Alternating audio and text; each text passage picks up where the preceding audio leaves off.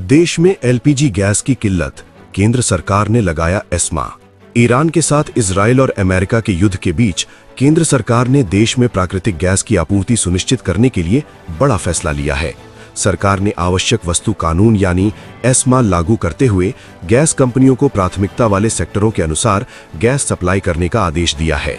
सरकार के निर्देश के मुताबिक घरेलू उपभोक्ताओं, सीएनजी, पीएनजी और आवश्यक सेवाओं को प्राथमिकता दी जाएगी, जबकि कुछ उद्योगों को सीमित गैस आपूर्ति मिलेगी। ये आदेश आवश्यक वस्तु अधिनियम 1955 की धारा 3 के तहत जारी किया गया है।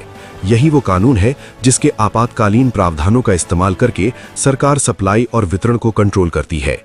पश्चिम एशिया संकट के कारण पूरी दुनिया में पेट्रोलियम पदार्थों की सप्लाई बाधित हुई।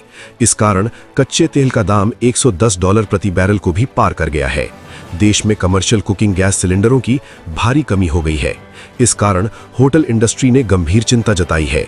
Federation for hotel and restaurant association of India ने गंभीर चिंता जताई है और सरकार से हस्तक्षेप की मांग की है। That is why we had moved an adjournment motion yesterday, because the war in West Asia and the greater Middle East has serious implications on India's energy security. It has already started manifesting itself. LPG के cylinder का rate 55 रुपये बढ़ा दिया सरकार ने।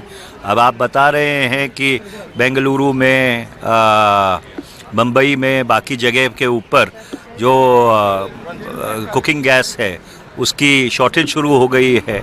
तो यही सब कुछ तो हम कल चर्चा करना चाहते थे, और अभी तो वहाँ पे युद्ध शुरू ही हुआ है।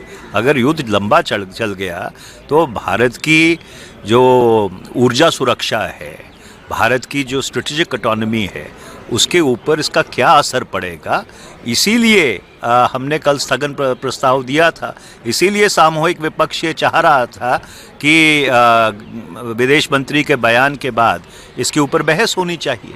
यही मकसद था। देखिए, जिस दिन वॉर स्टार्ट हुआ उसी दिन हमको अंदाज़ा हो गया था कि डीजल हो, पेट्रोल हो या गैस हो, इसकी कमी ज़रूर एक ना एक दिन भारत देश को भुगतना पड़ेगा। अभी तो शुरुआत है, this is just a beginning. इसके बाद में आगे अगर वॉर नहीं रुका तो इससे भी ज़्यादा दिक्कतें आने वाले दिनों में हमको देखना मिलेगा।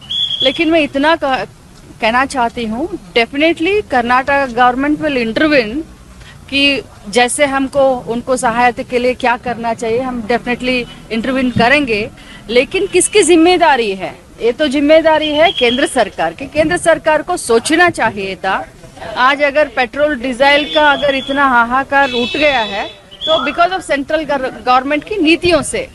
और मैं यही ये करना चाहती हूँ, आग्रह करना चाहती हूँ केंद्र सरकार को और पेट्रोलियम मिनिस्टर को और खास करके मोदी साहब को कि आप इंटरवीन कीजिए और हमारे देश में किसी तरह का दिक्कत ना आए। आप देखिए।